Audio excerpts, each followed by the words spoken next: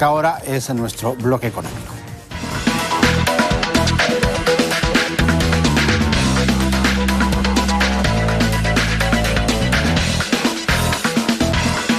Y vamos a hablar justamente de este tema que tiene que ver con gestión pública.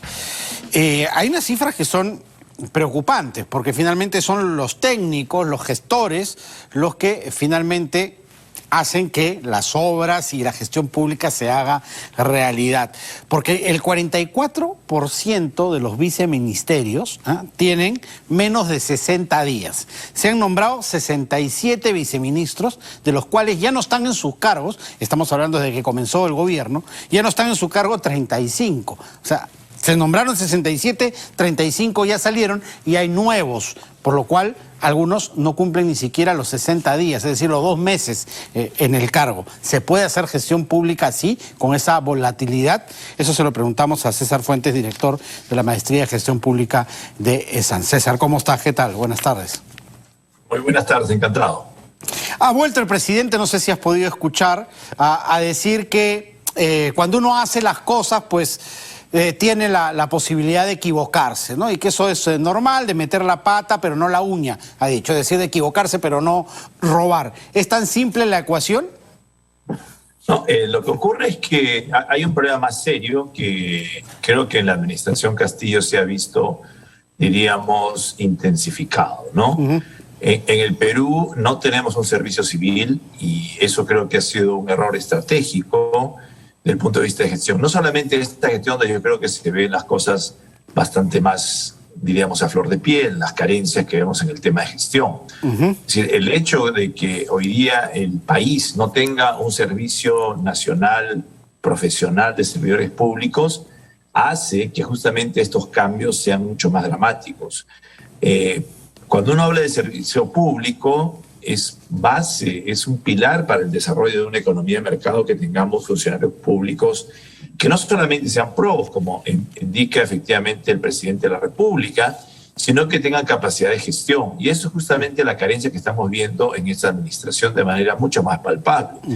Pero eso obedece a un problema un poco más de larga data, es al no tener justamente servidores públicos de carrera, ¿no es cierto? Y esto significa, en otros países, por citar algunos, el caso, por ejemplo, de España, ¿no? Lo que se llaman las famosas oposiciones, que son exámenes que cualquier persona en diferentes aspectos de su profesión puede ser servidor público, toma exámenes que son intensos, rigurosos, y ahí califica para ser servidor público en cualquier instancia en el gobierno español o en el Estado español. Algo así deberíamos tener, y esto, países como España, por citar el mismo, tienen más de 150 años estos temas.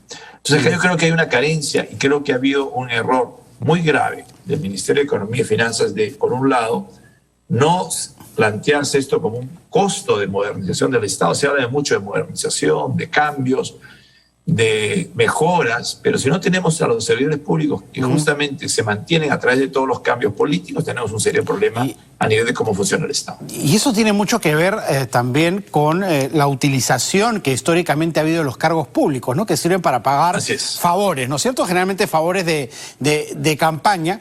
Y que, curiosamente, ni siquiera así se cumplen los perfiles mínimos, ¿no? Porque a veces incluso se saltan los perfiles mínimos para meter al amigo ahí a ese cargo donde yo lo necesito. Así es.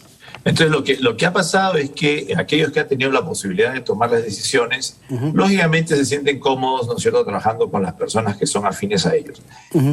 Esto ha ocurrido en otras administraciones. Yo creo que esto es un tema crítico del Estado peruano, es la fragilidad institucional trasciende al gobierno del presidente Castillo. Lo que pasa es que en este gobierno se ve, creo que de manera hasta un poco más, diríamos, de caricatura o grotesca lo que está pasando, porque esto es un sucedáneo, ¿no es cierto?, de viceministros y de funcionarios que entran y salen, porque realmente ese perfil, ¿no es cierto?, que es base y para que realmente no sea cuestionado. Es decir, podemos discutir la ideología de una persona, las creencias, ¿no es cierto? Pero lo que no podemos poner en tela de juicio es la calidad técnica y profesional que tenga este funcionario. Bueno, y eso es justamente lo que está pasando ahorita. Sí, y hay que decirlo. Hay a nivel político y a nivel ideológico, pero no solamente eso, sino que esta persona no tiene las calificaciones mínimas. Y esto, lógicamente, está deteriorando muchísimo ¿no es cierto?, al accionar del Estado. Lo hemos visto en el caso muy, ¿no es cierto?, bastante visto en prensa de lo asociado, ¿no es cierto?, al caso de los pasaportes, por ejemplo, ¿no? Funcionarios de término de nivel medio no están ahora haciendo su labor y que tenemos una caída, ¿no es cierto?, del servicio en lo que son entrega de pasaportes, que es una cosa, diríamos, hasta relativamente sencilla y operativa. Entonces, en estos niveles está pasando y eso está, lógicamente, deteriorando la relación entre Estado y ciudadano. Y la percepción que existe hoy día justamente de ineficiencia, no solamente es por lo que pueda decir el presidente, que es un tema que se puede convenir y discutir, sino que esto ya está calando, ¿no es cierto?, en niveles de mandos medios del Estado y mandos superiores a esos medios. Y eso sí afecta cosas tan operativas como, por ejemplo, la entrega de pasaportes o la entrega de licencias o el manejo, ¿no es cierto?, de permisos a nivel de lo que son municipios y gobiernos regionales. Entonces es un problema muy serio que creo que tiene que ser atacado de manera estructural, que significa realmente plantearse un cambio estructural en lo que es la política de contrataciones públicas a nivel de servidores y empleados públicos, con estándares que realmente, ¿no es cierto?, indiquen la probidad, no solamente ética y honestidad del funcionario, sino también capacidad técnica para hacerlo. Y eso se puede hacer porque hay recursos todavía para hacer. ¿Y cuánto toma ese camino, en todo caso, ¿no?, de finalmente hacer una gestión pública? Lo primero creo que se tiene que hacer es comenzar, ¿no es cierto?, primero con esta propuesta. Y hay una propuesta piloto de Servir que ha sido muy pequeña, que no ha calado, pero es trabajar, yo creo que de manera modular. Trabajar ministerios por ministerios, trabajar instituciones por instituciones. Tiene que haber un mapa modular, creo yo, eso sí, ¿no es cierto?, de trabajar o por sector o por ministerio e ir modificando los perfiles, ¿no es cierto?, de las personas que se encuentran ahí. Y lo que sí es claro es que tenemos que crear dos instancias. Podemos quedarnos hoy día con los funcionarios que tienen, ¿no es cierto?, instancias y procesos antiguos, por decir algo, y crear esto, ¿no es cierto?, una nueva burocracia que va a ir poco a poco, porque es un tema largo, pero tiene que iniciarse ya, ¿no es cierto?, de mejora. Y eso podríamos atraer cosas, ¿no es cierto?, que no estamos haciendo ahora, el mejor talento joven, que ve, ¿no es cierto?, la posibilidad de ser funcionario público como una posibilidad de carrera. Entonces, la línea de carrera que va de la mano con los estándares hace que realmente una persona pueda ver, ¿no es cierto?, pasar a ser funcionario público sin las, ¿no es cierto?, los problemas que existen hoy día, que es, ¿no es cierto?, incertidumbre frente a la contratación o esquemas de contratación pues, que son, ¿no es cierto?, temporales, a pesar que el cargo, ¿no es cierto?, es fijo. Toda una serie de problemas que tenemos, ¿no es cierto?, y la escala salarial también, ¿no? Desde el punto de vista institucional.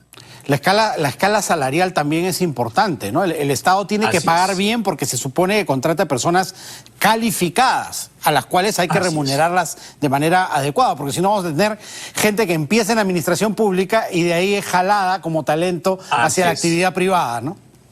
Exacto. Acá lo más importante, y hay en algunos rubros donde el Estado paga más, por ejemplo, ¿no? En el caso, se ha comentado ahora a raíz del COVID, las enfermeras, las técnicas ganan bastante más, por ejemplo, en instancias del Estado, como en salud o como el MINSA. Hay algunos casos también de profesores en el área del Estado donde ganan más que sus partes a nivel privado, ¿no? Si estamos comparando, por ejemplo, colegios no de élite, pero colegios medianos o pequeños en el sector privado, estos profesores ganan menos que en el sector público. Entonces hay un tema importante de que sí se puede hacer y tiene que racionalizarse y tiene que haber un plan maestro realmente de mejora, comenzando con un ministerio, un sector. Lo importante es comenzar y ir mejorando en el camino, plantearlo, como se ha mencionado hace unos días, ¿no es cierto?, que sea parte de un acuerdo nacional, donde en 5 o 10 años cambiamos el perfil del funcionario y del Estado, que justamente tenga esta fortaleza y al margen de los resultados políticos y de los cambios políticos hay una continuidad de política pública que no tenemos en el Perú y que vemos nosotros los ciudadanos que esto realmente se deteriora de manera muy rápida porque no hay esta fortaleza institucional que nos garantizaría la calidad de servicio y el acercamiento del Estado al ciudadano. Perfecto. Muchísimas gracias, César, por haber estado con nosotros. Encantado. Muy buenas tardes. César Fuentes, director de la Maestría de Gestión Pública de SAN, ha estado con nosotros. Cerramos nuestro bloque económico.